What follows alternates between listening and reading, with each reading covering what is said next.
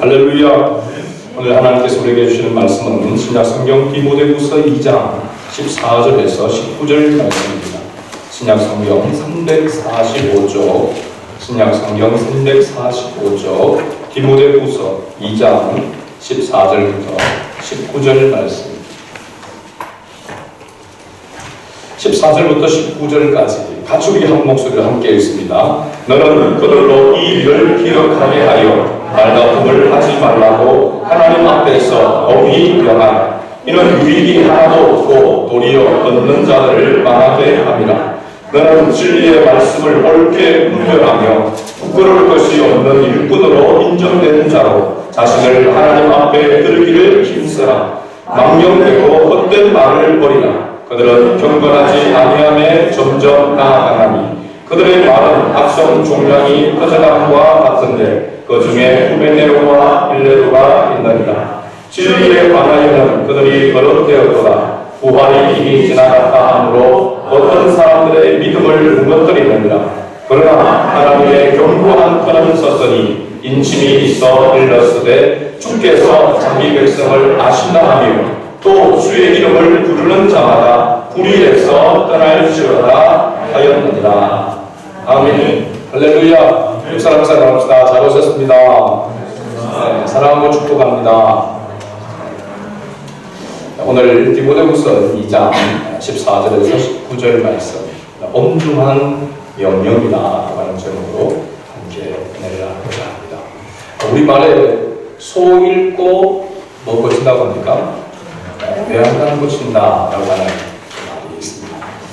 이와 비슷한 말이 버스 지나가고 소 넣는다 라고 하는 말이 있습니다. 이 말과 상반된 그런 말은 미리 준비하면 근심할 것이 없다. 사자성어로 유비무환이다 이렇게 이야기합니다. 우리가 땅을 살아가는 가운데서 정말 예방이 최우선입니다. 화재도 예방이 중요합니다. 타고 난 다음에 뒤수습하려면 힘든지 않습니까? 모든 일들 가운데 그렇습니다. 그런데 그걸 잘 알고 있지만 인생을 살다 보면은 크고 작은 일에 우리가 준비하고 또 미리 예비하지만은 원치 아니하게 크고 작은 일들이 일어나게 됨을 부인할 수 없습니다. 가끔 그리스도인들이 이런 오류를 범하는 경우가 있습니다. 함께 신앙생활하는 성도 중에 어떤 큰 사고나 또 사건이 생겼을 때에 그냥 쉽게 이렇게 말하게 되죠. 기도하지 않았기 때문에 이런 일이 일어난 겁니다. 또 좀 더 심하게 하면 주일 성수를 하지 않았기 때문에 주일날 예배 안 드리고 골프 치러 가다가 낚시하러 가다가 사고가 나면 우리가 속으로 그래 그를 알아봤다 이런 식으로 이야기하잖아요. 이런 말들은 그 사람에게 소금을 뿌리는 거나 고춧가루를 뿌리는 것과 같은 것입니다. 어떤 이유 때문인지 정확하게 모르고 또 안다고 하더라도 함부로 자기 마음대로 판단해서 말하면 안 된다는 것이죠. 대부분의 어떤 일이 일어날 때에 여러 가지 복잡 미묘한 그런 상황이 있습니다. 개인적으로 또 가정적으로 여러 가지 여러 모양의 거기에 하나님의 뜻이 있는 것이죠. 우리 생각할 때 어떤 한 가지가 아니라 경험상으로 이렇게 보게 되면 여러 가지 여러 모양의 거기에 하나님의 뜻이 있습니다. 그래서 하나님 합력하여 선을 이루시는 것이죠. 여러 가지 이런 모양으로. 그래서 어떤 사람이 볼 때는 실패한 것 같은데 하나님은 그 뜻을 통해서 다시 일어나게 하시고 더 좋은 것으로 더 귀한 것으로 하나님께서 채워주시는 그런 모습을 보게 되죠. 그래서 우리가 어떤 이런 일들을 보게 될 때에 또 경험하게 될 때에 그들에게 쉽게 정죄하는 그런 말이나 또 정말 잘못된 그런 판단으로 이야기하고 말하는 것은 합당하지 않다는 것입니다. 누군가 어려움을 당하면 이유야 어찌됐든 간에 그 사람에게 우리가 힘내세요. 그리고 기도하겠습니다. 라고 하는 위로와 격려의 말이 필요한 줄로 믿습니다. 옆 사람하고 인사 나눕시다. 다시 한번 우리 서로 이야기하고 봅시다. 힘내세요. 기도할게요. 할렐루야. 뭐 나중에 깨닫던 또 불변을 이렇게 하더라도 정말 어떤 분명한 잘못된 것들이 있고 할 때에 그 부분에 대해서 분명하더라도 지금 어렵고 힘든 상황에 있을 때에 힘내세요. 기도하겠습니다. 하나님의 뜻이 있을 것입니다. 그렇게 이야기하고 위로하고 격려해주는 그런 역할이 우리에게 필요한 줄로 믿습니다. 제가 왜 이런 이야기를 하냐면 사도 바울의 서신은 우리가 말하는 편지입니다. 편지. 그죠? 오늘 이 디모데 전서, 후서, 에베소서, 빌립보서 사도 바울이 쓴 편지들의 특징을 보게 되어지면 바로 이와 같은 특징이 있다는 것입니다. 먼저 어떤 일들이 일어나게 되었을 때에, 그러니까 편지를 사도 바울이 쓸 때에 아무 일이 일어나지 않았으면 편지를 쓰지 않습니다. 그러니까 꼭 소 읽고 외양간 고치는 것과 같이 어떤 사건이, 어떤 일이 발생하게 되면 편지를 쓰게 된다는 겁니다. 뭐 하기 위해서? 수습하기 위해서. 그리고 또 이런 일들이 재발되지 않도록 하기 위해서 편지를 쓴다는 것이죠. 오늘 본문에서도 사도 바울은 에베소 교회를 목회하고 있는 디모데에게 엄중한 그런 권면을 합니다. 2장 1절에서 13절 앞단락에서 보면 충성된 그리스도인의 삶에 대해서 구체적으로 말씀하고 나서 이 본문에서는 어떤 일을 이 디모데에게 부여하고 있는 것을 봅니다. 그리고 디모데에게도 사도 바울이 함께 권면하는 그런 내용이 나오죠. 먼저 사도 바울은 디모데에게 하나님 앞에서 엄중하게 명령하라고 오늘 본문 14절 둘째 줄에 말하고 있습니다. 14절 둘째 줄에 보게 되면 하나님 앞에서 엄히 명하라. 이 사실 엄히 명하라고 하는 것은 명령하라고 하는 것보다도 경고하라고 하는 것입니다. 엄중한 경고를 이야기하고 있는 것이죠. 그렇다면 사도 바울이 디모데에게 누구를 대상으로 지금 엄중하게 명령하라, 경고하라고 이야기하고 있는가? 14절 처음에 나오는 단어가 너너라고 합니다. 누구를 말할까요? 우리가 생길 것도 없이 바로 디모데를 말하고 있습니다. 디모데 너는 그들로 이 일을 기억하게 하여라고 이렇게 말합니다. 그들은 누굴까요? 어떤 주석에서 이렇게 보니까 앞단락에 나오는 2장 2절에 나오는 충성된 사람들이라고 이렇게 이야기를 합니다. 그런데 이 14절 한 절만 놓고 보면 그들이 바로 충성된 사람들이라고 볼 수도 있습니다. 그런데 16절과 17절, 18절 연속으로 나오는 세 절 가운데 2장 16절, 17절, 18절에 나오는 가운데 보면 그들이 나오죠. 그들을 보면 충성된 사람들을 가르치는 것이 아니라 17절에 나오는 두 사람이죠. 누굽니까? 후메네오와 밀레도. 그 앞에 후메네오 앞에 보면 그 중에 그들 여러 사람들 중에 그 중에 대표적으로 후메네오와 밀레도가 있느니라 라고 이렇게 이야기하고 있습니다.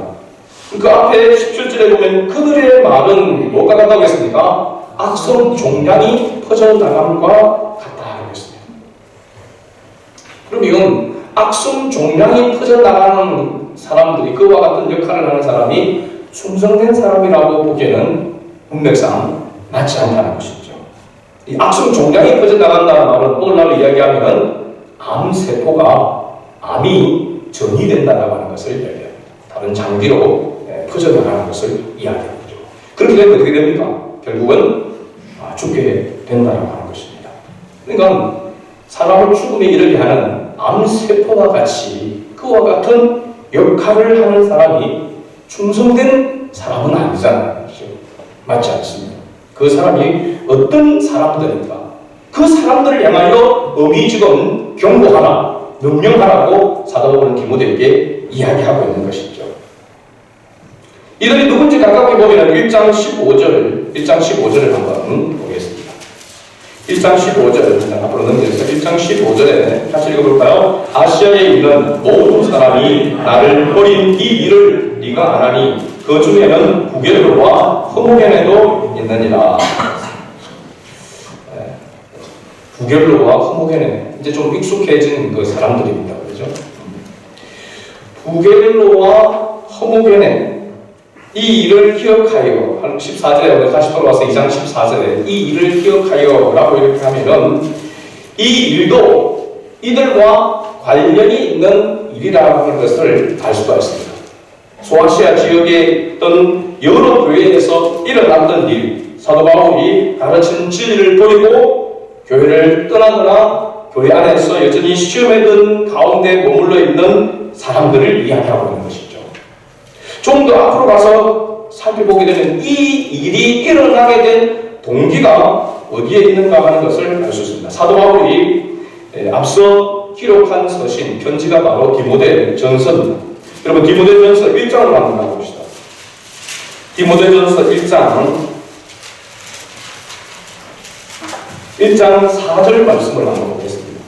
디모데전서 1장 4절 같이 읽어볼까요? 신하와 끝없는 족구에 몰두하지 말게 하여 합니다. 이런 것은 믿음 안에 있는 하나님의 경륜을 이름보다 도리어 결론을 내는 것이라 하겠습니다. 이런 모습으로 이런 결과로 나타나게 되는 그 부분이 무엇이라고 사도 바울이 이야기하냐면은 다른 교훈이라고 이야기합니다. 다른 교훈. 그러니까 사도 바울이 복음을 전했던 올바른 참된 복음이 아닌 진리가 아닌 다른 교훈, 바른 교훈이 아니라 다른 교훈을 변질된 왜곡된 그런 교훈을 전하는 사람들, 그 사람들의 가르침을 받은 사람들을 이야기하고 있죠. 그래서 그 다른 교훈이라고 하면 바로 이 1장, 디모데전서 1장 4절에 나오는 이 사실을 이야기하고 있습니다. 그래서 이 다른 교훈을 따라가고 가르쳤던 대표적인 사람들이 누구라고 이야기하냐면 1장 20절에, 디모데전서 1장 20절에 나오죠. 누구였습니까? 네. 후메네오와 알렉산더. 여기도 후메네오가 나오죠.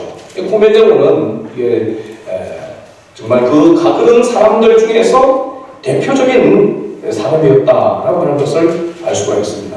1장 20절을 한번 읽어볼까요? 같이 읽어봅니다. 그 가운데 후메네오와 알렉산더가 있으니 내가 사단에게 내준 것은 그들로 훈계를 받아 신성을 모독하지 못하게 하려 함이라.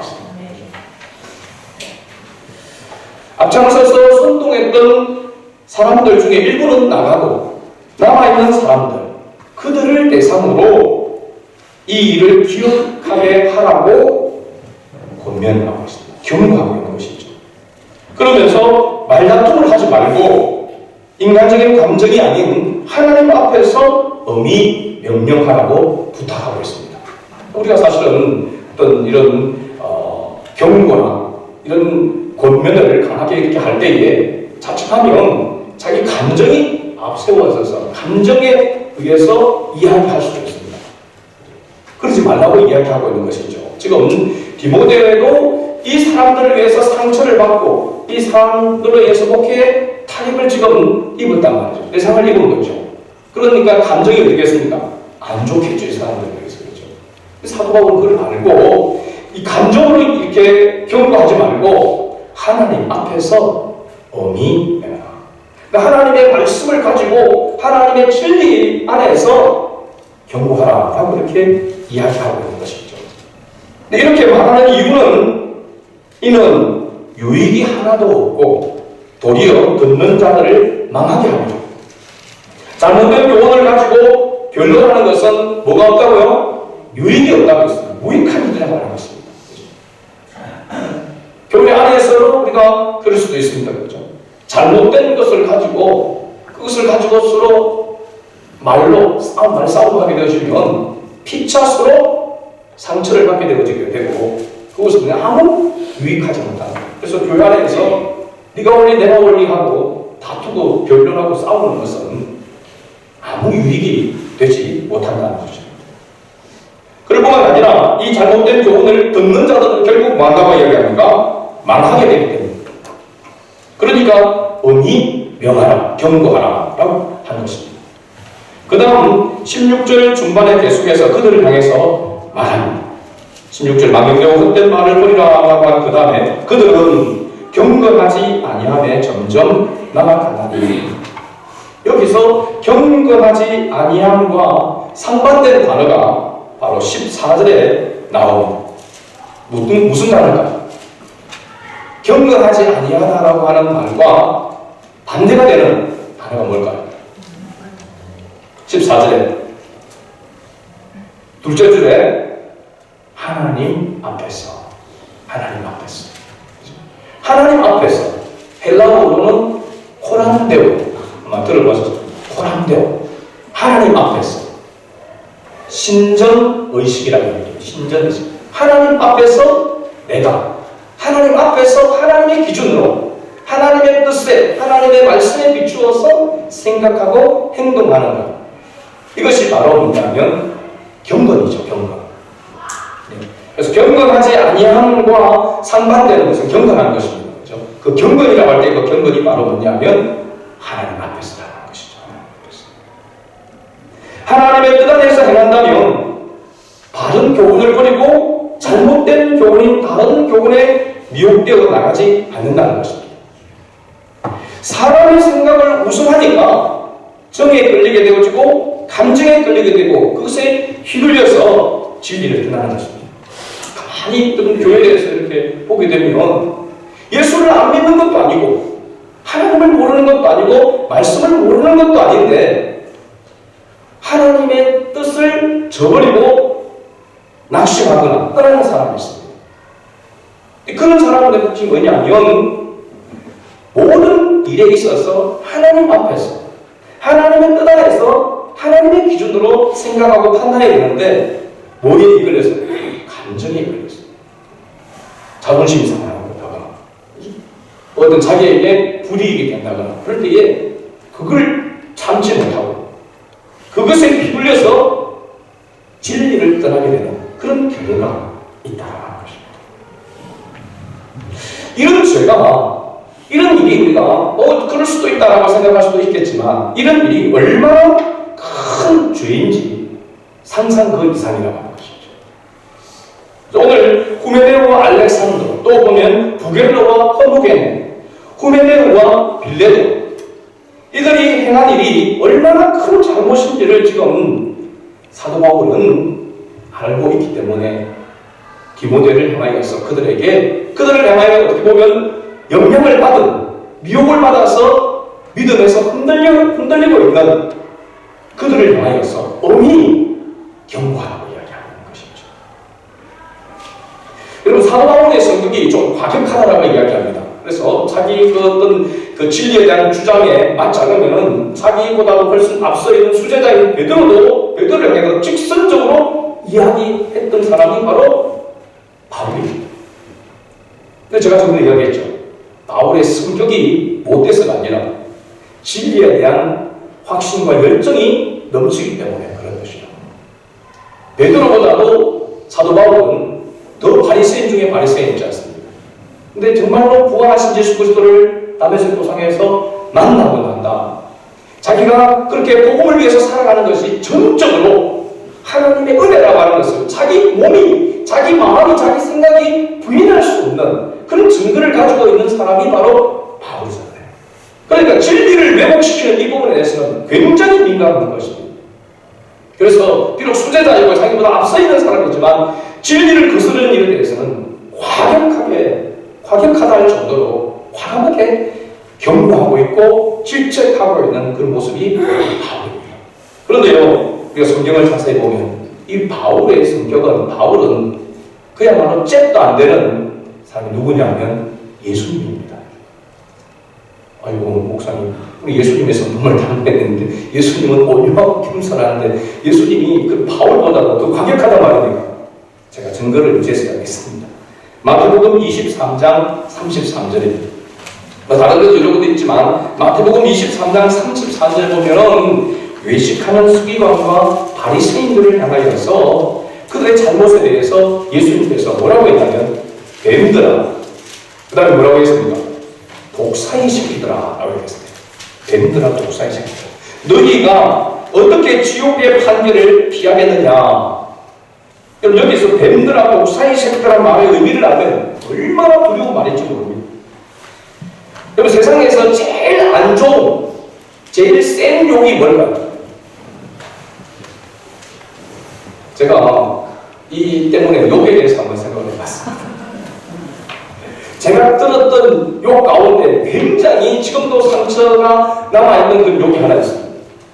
중학교 제가 한 1학년, 2학년 때인 것 같습니다. 제가 초등학교 5학년 때 아버지가 돌아가셨어요. 그러니까 아버지가 돌아가시고 어머니 밑에서 이제 자라게 됐습니다. 근데 같은 동네 친구 중에 꼭 욕을 하면, 꼭 욕을 하면서 근데 뭐 욕을 하면은 애비 없는 호로새끼라고 이렇게 얘기해요. 죄송합니다. 근데 그 말이 어릴 때 그때 들어도 왠지 모르게 굉장히 기분이 안 좋았습니다. 그러니까 뭐 유기적인 사실상에서 그런지 모르겠습니다만 아버지가 돌아가시고 어머니 밑에서 이렇게 혼자 자라는 자녀가 불효라고 하는 그런 어떤 그 것인지 모르겠지만 그런 그 욕을 그렇게 합니다. 그래서 그게 제가 상처가 되어가 아직까지도 있지만은, 그런데 그 친구가 다행스럽게도 예수님을 믿고 집사가 됐습니다. 신앙생활을 하고 있습니다. 그래서 제가 말도 못합니다. 목사가 뒤끝 장면을 말해가지고 지금 언제적 이야기를 꺼내서 내가 이야기하는 한마디 없잖아요. 그런데 이것보다도 조금 더 높은 단계의 욕이 있습니다. 좀 세다고, 높은 단계보다는 센 욕이라고 하죠. 뭐냐면 그야말로 짐승 자식이라고 이야기하는 거죠. 그렇죠? 그 가운데에서 우리가 도그, 요즘은 이 강아지가 반려동물로서 사랑을 많이 받고 있기 때문에 그게 크게 나쁜 욕인가 생각을 하지 못할지 모르겠지만, 그래도 강아지 새끼라고는 잘 안 하고 한 단어로 해가지고 앞에서 이렇게 욕을 하잖아요. 근데 이 말은 우리가 흔하게 세상 사람들이 이건 뭐 욕도 아니라고 생각할 수 있는데, 가만히 생각하면 이것만큼 인간에게 모멸감을 주는 욕은 없습니다. 아무리 사람이 악해도 사람입니다. 근데 사람이 아니고 짐승이다라고 하면 이건요, 인간에게 있어서 제일 모멸감을 주는 욕 아닙니까? 가만히 생각해보면 그죠? 인간이 아마 이 땅에서 우리가 듣는 그 가운데서 가장 모욕감을 주는 욕이 바로 그런 생각이 납니다. 가만히 생각해보면, 그리고 우리가 이런 입에 담지 못할 그런 욕에 대해서 제가 이야기하는 이유가 있습니다. 근데 예수님이 뱀들아, 독사의 새끼들아라고 한 말은요, 이 의미를 알면 이건요, 예수님이 욕쟁이처럼 보입니다. 그런데 실제적으로 예수님은 이거 욕이라고 하는 것이 아니고 심판하는 것입니다. 심판. 뱀들아, 독사의 새끼들. 이 한마디 이 말은 뭐냐면 사탄, 마귀, 귀신의 새끼라고 하는 것이거든요. 그럼 뭐 받지 못한다는 겁니까? 구원받지 못하고 지옥에 떨어질 존재라고 하는 것을 이야기합니다. 여러분, 제일 세지 않습니까? 다른 욕은 이 땅에 사는 동안에 듣는 것으로 끝날 수 있는 욕입니다. 그러나 이 뱀들아, 독사의 새끼들이라고 하는 이 말은요, 영원한 문제와 연결되어 있습니다. 이 땅으로 끝나지 않냐고 영원한 것과 연결되어 있습니다. 예수님의 이 말은요, 너는 구원받지 못해. 너는 버려진 사람이야. 너는 지옥에 떨어질 거야. 지옥에 떨어질 수밖에 없어. 여러분, 천국과 지옥을 결정할 수 있는 주권을 가지고 너는 구원받지 못해. 너는 지옥에 떨어질 거야 말하는 건 뭐냐면 끝났다는 것이야. 예수님이 오늘 이 6명 제가 이야기했던 이 진리를 떠나고 진리를 왜곡시키고 거기다가 올바른 진리 가운데 믿음 가운데 서 있는 사람을 미혹하고 현혹해서 믿음에서 멀어지게 만드는, 실족하게 만드는 이런 일들을 행하는 사람을 만약에 이 사람들 앞에 예수님이 계셨다면 예수님은 뱀들아, 독사의 새끼들이라고 이야기했을 것입니다. 여러분, 서기관과 바리새인들은요, 겉으로는 정말로 윤리적으로 도덕적으로 흠이 없는 사람들이었습니다. 일주일에 2번씩 금식하고요, 11조를 철저하게 계산해서 들었던 사람입니다. 그래서 사람들이 모두 다 존경하며 올라갔던 사람들이 서기관과 바리새인들이었습니다. 예수님이 올 때는 겉으로는 그렇게 화려하고 겉으로는 경건하게 보였지만 그 속에는 무덤과 같은, 무덤 속에 있는 시체와 같은 썩은 냄새나는 존재라고 하는 것을 알았기 때문에 그들을 향하여서 예수님께서 질타한 것이고 경고한 것입니다. 근데 하나님의 말씀을 왜곡시켜서 그것으로 인해서 사람을 실족케 하는 이 일이 얼마나 악한 일인가 라고 하는 것을 지금 바울은 알았기 때문에 디모데에게 그 사람들을 향하여서 엄히 명령하라, 경고하라고 이야기를 하고 있는 것입니다. 여러분, 주님의 진리를 저버리고 주님의 몸된 교회의 성도와 목회자에게 아픔과 고통을 주고 주님의 마음을 아프게 하는 죄가 얼마나 큰지를 우리가 알아야 한다는 것입니다. 여러분, 오늘 성도들이 이런 부분들을 대수롭지 않게 생각합니다. 그러나 하나님 앞에, 주님 앞에서 여러분, 책망을, 경고의 메시지를 들을 수 있는 그런 모습이라고 하는 것을 우리는 조심해야 되는 거죠. 17절에 보게 되면 그들의 말은 악성 종려와 같이 퍼져나가는 것 같다. 암세포와 같이 다른 성도들에게까지 전이된다라고 합니다. 18절에서는 이 악성 종려와 같은 것이 무엇인지를 말합니다. 18절을 같이 읽어볼까요? 진리의 가까이는 그들이 그런 때보다 부활이 이미 지나갔다 하므로 어떤 사람들의 믿음을 무너뜨립니다. 믿음을 무너뜨리는 악성 종려 같은 암세포같이 전이시키는 이 잘못된 다른 교훈, 바른 교훈이 아니라 다른 잘못된 이 교훈이 뭐냐면 이미 부활이 지나갔다라고 합니다. 그 당시에 보면 사람들은 핍박, 그리스도인들이 수많은 많은 핍박을 받았습니다. 안으로 밖으로. 그런 가운데서 소망은 주님이 오실 때 영광스러운 주님과 함께 부활의 그 영광에 참여하는 것이 소망이었습니다. 그런데 부활이 이미 지나갔다. 이 말은 뭐냐면 영적인 부활로 끝났다. 육체의 부활은 없다라고 이야기하는 겁니다. 부활이 전혀 없다라고 하는 것이 아니라 부활이 있는데 영적인 부활로 있는 것이지 우리의 육체의 부활은 없다라고 이야기하는 것입니다. 가만히 생각해 보니까 여기 죽은 사람이 다시 살아난 걸 봤느냐 뭐 이런 식으로 이야기할 수도 있겠죠. 그래서 이 부활은 영적인 부활이지 육체의 부활은 아니다라고 이야기하는 그 말에 현혹되어진 것입니다. 그래서 진리를 이 왜곡시킴으로 그들이 믿음에서 떠나게 되어지는 그런 일이 일어났다는 것입니다. 온전한 부활, 영과 육의 부활을 기다리는 성도들의 믿음을 무너뜨리는 이 역사가 바로 사탄마귀 귀신의 역사입니다. 이것은 자기만 아니고 다른 성도들에게까지 가르치기까지 했다는 것입니다. 그 대표적인 사람이 앞서 이야기했던 6사람. 그리고 그 말에 기록되어 시험에 빠진 성도들이 많았다는 것이죠. 사도 바울은 일찍이 복음을 전하면서 온전한 진리가 무엇인지를 그들에게 먼저 전하였습니다. 디모데전서 1장 10절에서 11절 말씀을 보면요, 이제는 우리 구주 그리스도 예수의 나타나심으로 말미암아 나타났으니 그는 사망을 패하시고 복음으로서 생명과 썩지 않을 것을 드러내십니다. 내가 이 복음을 위하여 선포자와 사도와 교사로 세우심을 입었다. 그 사도 바울은 그 무엇보다도 이 부활에 대한 영원한 생명을 얻는 것과 이 부활에 대한 것에 대해서 굉장히 강조하는 것입니다. 왜냐하면 부활하신 예수님을 보았기 때문에 그렇습니다. 영으로만 아닌 육체를 가지고 있는 육체와 함께 신령한 몸으로 부활하신 예수 그리스도를 그는 보았기 때문에 이 부분에 대해서 강조할 수밖에 없는 것이죠. 그런데 이런 교훈을, 진리를 그들에게 먼저 전하고 가르쳤는데 그 진리를 듣고 그 믿음 가운데 있었던 사람이 이 변질된, 왜곡된 이 교훈을 듣고 무너지게 되어진 것입니다. 우리 성도들이 이단들이나 이 사회들에게 무너지는 거 보면요, 하나님이 없다라고 해가지고 무너지는 것이 아닙니다. 하나님이 있는데 하나님 앞에 나아가는 방법이 예수님만 아니다. 그게 다른 것을 포함을 시켜야 되는 거죠. 구원을 받는데 그냥 예수만 믿고 구원을 받는다가 아니고 거기에 뭔가 다른 것을 대체시키고 포함시키는 것이죠.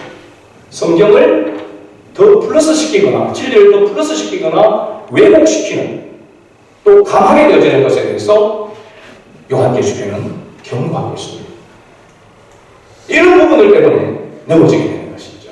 근데 오늘날 우리 교회 안에는 이런 성도들은 없는 줄로 믿습니다. 잘못된 진리를 가르치는 부활이 입체적으로 이렇게 해서 시험에 들거나 미혹되는 사람은 없습니다. 그런데 오늘날도 이와 비슷한 모습으로 시험에 들게 하고 암세포와 같은 그런 존재로 쓰임을 받는 경우가 간혹 있습니다. 예를 들자면 여러분 어떤 성도가 주일 성수 때문에 고민하고 있다 생각해 보시죠. 매주일 하나님 앞에 나와서 예배 드리는 이 부분에 대해서. 근데 평소에 주일 성수를 잘 하지 못하는 성도가 이런 고민을 들었을 때에 어떻게 이야기할까요? 아이고 집사님 살다 보면 바쁠 때도 있고 집안일 때문에 빠질 때도 있지 그것 가지고 그게 고민 끌자 된다고 고민합니까? 이럴 수도 있습니다. 또 11조에 대하여 고민하고 있다면 아이고 집사님 11조는 형편대로 하면 되지 뭘 그게 고민거리라고 이야기합니까? 마음 내키는 대로 하세요. 교회 공사에 대해서 고민하고 있다고 한다면 아이고 집사님 자유하세요. 전혀 부담하지 않아도 됩니다. 다른 사람 다 알아서 합니다. 그것까지 그게 고민이라고 이야기합니까? 그럼 이렇게 말할 수 있을까요? 없을까요? 충분히 이렇게 말할 수 있습니다. 그러나 이게 맞는 말일까요? 무엇에 대하여 무엇의 기준으로 이야기하고 있는 겁니까? 자기 기준과 자기 형편에 따라서 이야기하고 있는 것입니다. 이렇게 가르친다고 한다면 이것이 바로 암세포가 되는 것입니다. 하나님의 말씀, 하나님의 진리에 따라서 권면하고 가르쳐야 되는데 자기 기준에, 자기 생각대로, 자기 형편에 따라서 가르친다고 한다면 자기만 잘못 본 것이 아니라 다른 사람까지 미혹해서 넘어뜨리게 되어지는, 실족하게 되는 죄를 범하게 되는 것이죠.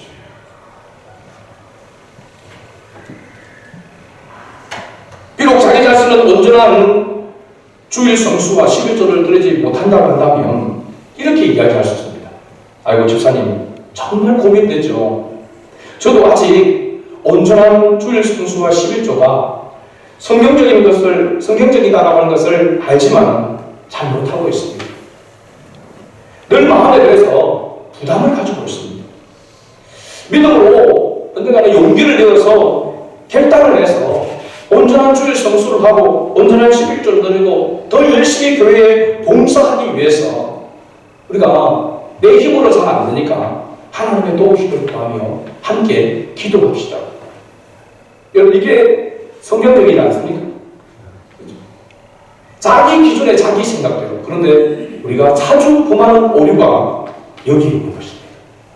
하나님의 말씀을 살짝 제쳐놓고 자기 생각과 자기 기준, 자기 형편에 따라서 이야기하는 것, 그리고 그것을 가지고 권면하고 해서 가르친다고 한다면 이건 사탄 마귀의 역사인 것입니다. 마귀는요 이렇게 아주 완곡하게 왜곡시켜서 사람을 거기에 걸려들고 빠지게 만드는 것입니다. 그래서 진리에서 멀어지게 만드는 것이죠.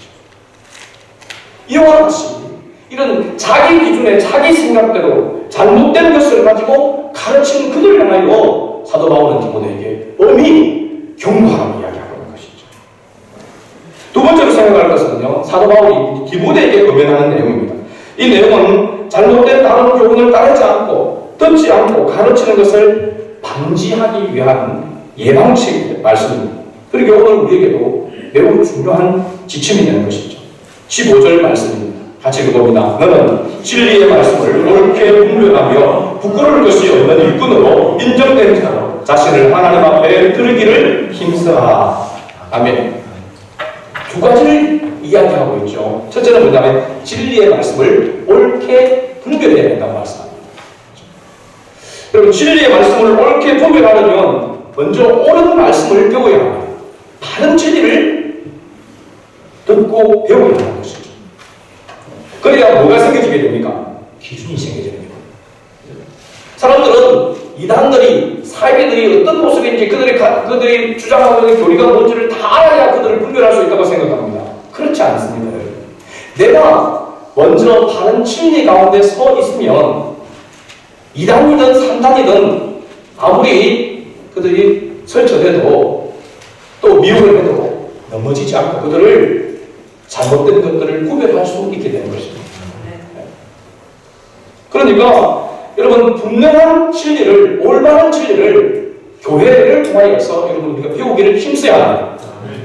성도들의 책임과 의무, 그리스도인으로서 하나님 앞에 영광스러운 삶을 살아감에 있어서 우리에게 책임과 의무가 있다면 하나님의 진리의 말씀을 바르게 깨닫는 것입니다. 그래서 배우기를 힘써야 합니다. 목회자뿐만 아니라 모든 성도들이 하나님의 진리의 말씀을 알아가고자 연구하고자 노력해야 된다는 사실입니다. 그리고 제가 수요일날 말씀을 드렸습니다. 말씀을 들을 때에 내가 이 말씀을 듣고 결단해야 되겠다. 그 말씀대로 살아가도록 힘써야 되겠다라고 하는 그런 결단의 자세를 가지고 말씀을 들어야 한다는 사실입니다. 그렇지 아니하면 하나님의 진리 가운데 내가 분명하게 서 있지 않으면 이 사람이 이런 말하고 저 사람이 저런 말하면 이 사람 말도 맞는 것 같고 저 사람 말도 맞는 것 같고 그렇습니다. 그래서 이런 사람들이 말하는 특징이 있습니다. 아이고 이 사람이 말하는 것도 맞고 저 사람이 말하는 것도 맞는 거 아닌가요? 교회 다니면서 너무 자기 주장만 고집하는 것은 잘못이라고 저는 생각합니다. 여러분 이게 바로 뒤통수를 때리는 뒤통수 친하게 하는 말입니다. 여러분 이런 말을 하는 사람들이 교회 안에 종종 있습니다. 뭐가 진리인지 뭐가 확실한 진리인지를 확신하지 못하고 그러니까 이 사람 말 들으면 이 사람 하는 말 같고 저 사람 말 들으면 저 사람 하는 말 이단이 하는 소리 하더니 아유 그들도 저 사람 잘못 우리를 보고 잘못된 사람들하고 이야기하는데요.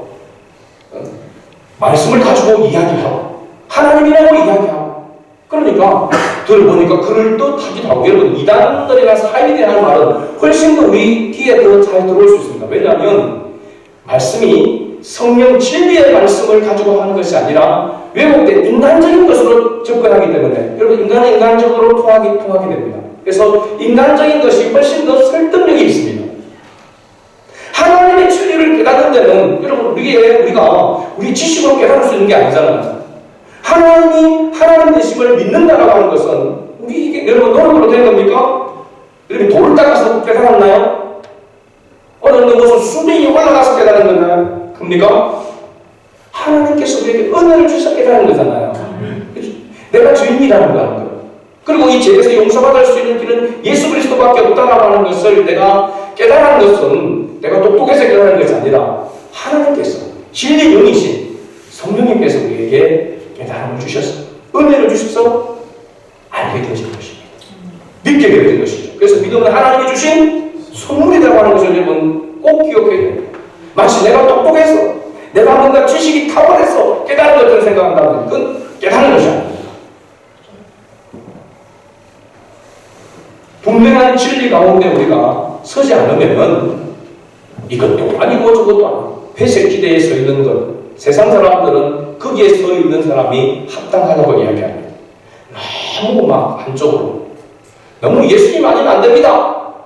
예수님을 통해서만 천국 갈 수 있습니다. 이런 이기적인 종교가 어디 있느냐? 한 곳에 가서 다 만납니다. 석가모니를 통하든지 공자를 통하든지 저 산신령을 믿든지 다 나중에 한 곳에서 우리가 만나게 됩니다. 얼마나 우리가 착하고 선하게 사느냐에 따라서 좋은 곳에 가고 악을 행한 사람은 안 좋은 곳에 가고 여러분 얼마나 두리뭉실하게 얼마나 설득력이 있습니까? 종교다원주의입니다. 이렇게 이야기하는 게. 그러나 성경은 명백하게 오직 예수 그리스도만을 통하여서 하나님께로 나아갈 수 있다고 말씀하고 있습니다. 네. 다른 이름으로는 구원을 받을 수 없다니 천하 인간에게 구원을 주신 다른 이름을 우리에게 주신 이 없는 이름. 네. 예수 그리스도만이 생명이요 진리요 바로 길이다라고 하는 것을 성경은 말씀해주고 있어요. 그런 확신 가운데 서지 못하고 이것도 맞는 것 같고 저것도 맞는 것 같고 이 세상에서 어느 정도 이렇게 사람이 융통성이 있어야 된다. 거기에 포장을 하고 그러면서 이것도 수용하고 저것도 수용하고 이것은 올바른 진리 가운데 서 있지 못하다라고 하는 증거. 누가 뭐라 하더라도 누가 아무리 사탄 관련으로 이야기하더라도 예수님 아니면 구원받을 길이 없습니다. 이런 확실한 진리에 대한 분별력이 있어야 한다는 사실입니다. 교회에서 목회자를 통하여 올바른 진리를 배우고 그 진리 가운데 순종함으로 굳게 서 있으면 미혹되지 않는 것입니다. 오히려 미혹되어 있는 사람들을 건져내는 도구로 쓰임받게 되는 것이죠. 두 번째는 부끄러울 것이 없는 일꾼으로 인정된 자로 자신을 하나님께 드리기를 힘쓰라라고 이렇게 말씀하고 있습니다. 그리고 이 말씀은 교회에서 충성된 성도로 하나님 앞과 목회자와 성도들에게 인정받는 일꾼이 되도록 힘써야 한다는 것입니다. 어떤 사람들은요, 집에서는 또 직장에서는 사람들에게 인간적으로 인정을 받는다고 하는데 믿음으로 신앙으로 보면 인정받을 수 없는 사람들이 혹 있습니다. 제가 이제 목회하면서 볼 때는 나름 학벌도 좋고 또 사회적으로 능력도 있고 모든 갖출 만한 것들을 갖춘 사람이긴 한데 신앙적으로 결핍되어 있는 사람들이 혹 교회 안에 있습니다. 이런 사람들이 앞에 설치게 되면 교회는 힘들어지게 됩니다. 제가 가끔 이야기를 하지만 대구에서 제가 부교육자 생활을 7년 동안 하는 동안에 그 교회에서 이렇게 볼 때에 참 이런 분들이 한두 사람만 설치게 되면 목회자는 골머리가 목회가 안 됩니다. 교회는요 은혜가 떨어집니다. 은혜가 떨어집니다. 이 사람들이요 사회적으로 나름 지위가 있고 그러다 보니까 자기 와이프들은 일찍 또 은혜를 받아서 집사가 되어 있고 원사가 되어 있어요. 나머지는 신앙이 없어요. 근데 교회는 주일에 한 번씩 옵니다. 그러니까 그냥 이름을 부르기도 못하고 그러니까 이제 집사가 되지죠. 그 집사가 되면 이제 욕심이 생깁니다. 안수 집사가 되고 장로가 돼야 되겠나. 사회적으로 보나 지위적으로 보나 여러 가지 나이도 보나. 그래서 자기 와이프에 힘입어서 장로가 됩니다. 안수가 됩니다. 그런 분들이 당의 장로님 가운데 12명 장로님 중에서 한 5명 되니까요. 교회가 같지가 않아요. 믿음으로 뭔가 신앙으로 뭔가 하는 일은 전부 다 태클을 넣는 겁니다. 말도 안 됩니다. 목사님.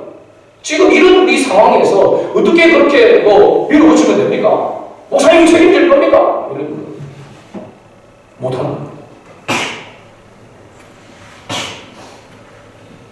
여러분, 우리가 사회적으로 또 조금 직장이나 또 가정에서 조금 부족함이 있다고 하나님 앞에 인정받기를 힘써야 될 줄로 믿습니다. 다른 어떤 것에 좀 실력이 부족하고 이런 능력이 좀 떨어지고 모든 것이 좀 결핍되어져 있는 부분이 있다 하더라도 하나님 앞에 인정받는 자로 서기를 힘쓰게 되어지는 것이 지혜로운 자인 줄로 믿습니다. 우리는 물론 저는 우리 성안의 가족들이 하나님 앞과 사람 앞에 칭찬과 존경을 받는 그런 성도들이 되기를 원합니다. 하나님 앞과 사람 앞에 그러나 사람 앞에 좀 인정을 받지 못한다 하더라도 하나님 앞에 인정을 받으면 나중에는 사람 앞에도 인정받는 사람으로 세워져 가게 되는 줄 믿습니다. 여러분 세상 사람들은 교회 안에 예배당에 있는 사람들이 전부 다 상식 이상의 사람들인 줄 압니다. 예배당을 들어오면 다 상식 이상의 사람인 줄 압니다. 그런데 여러분 그렇습니까? 우리도 알듯이 솔직하게 목회자들도 하고 우리 성도들도 우리가 생각할 때에 우리가 상식 이상이 되지 못하는 부분들도 얼마나 많습니다. 그리고 교회 안에 상식 이하의 사람들이 상식 이상의 사람들보다 많습니다. 그럼 교회가 뭐 그러냐?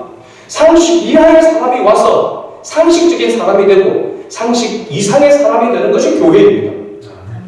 내 힘으로 내 능력이 아니라 하나님의 은혜로 그렇게 변화되어져 가고 성숙되어져 가는 것이 교회라고 하는 거죠. 그러니까 사람을 보고 우리가 신앙생활하면 낙심하고 시험에 들고 절망할 수밖에 없고 실족할 수밖에 없는 이유가 여기에 있습니다. 신앙적으로 우리가 좀 연약하고 부족하더라도 우리는 하나님 앞에 인정받는 자로 서기 위해서 힘써야 될 줄을 믿습니다. 그건 다른 방법이 없습니다. 하나님의 말씀을 듣고 하나님 앞에 기도하며 하나님의 은혜를 구하는 일밖에 없습니다. 하나님의 은혜가 임하게 되어지면 하나님의 능력으로 하나님 앞에 인정받게 되어지고 사람들 앞에도 인정받는 사람으로 세워지게 되는 것이죠. 마지막 세 번째는 19절 말씀, 견고한 터에 서야 한다는 사실입니다. 19절 말씀을 같이 읽어볼까요? 그러나 하나님의 견고한 터를 썼으니 인천이 있어 일렀으되 주께서 자기 백성을 아신다 하며 또 주의 이름을 부르는 자마다 불의에서 떠날지어다 하였느니라. 견고한 터에 섰다라고 하는 것은 두 가지 내용입니다. 먼저는 주께서 자기 백성을 아신다는 겁니다. 이 말이 뭐냐면 주께서 자기 백성을 아신다라고 하는 것은 하나님의 주권을 인정한다라고 하는 것입니다. 하나님의 주권을 인정한다. 이 말은 뭐냐면 모든 삶에 있어서 하나님이 주인 되시며 우리가 하나님의 통치와 하나님의 다스림 아래 있다라고 하는 것을 인정하는 신앙, 이것을 성경적 세계관이라고 이야기합니다. 예수님을 구원의 주님으로 믿는 사람, 예수님이 정말 나의 주로 믿는 사람, 믿어지는 사람은 세계관이 바뀌는 사람입니다.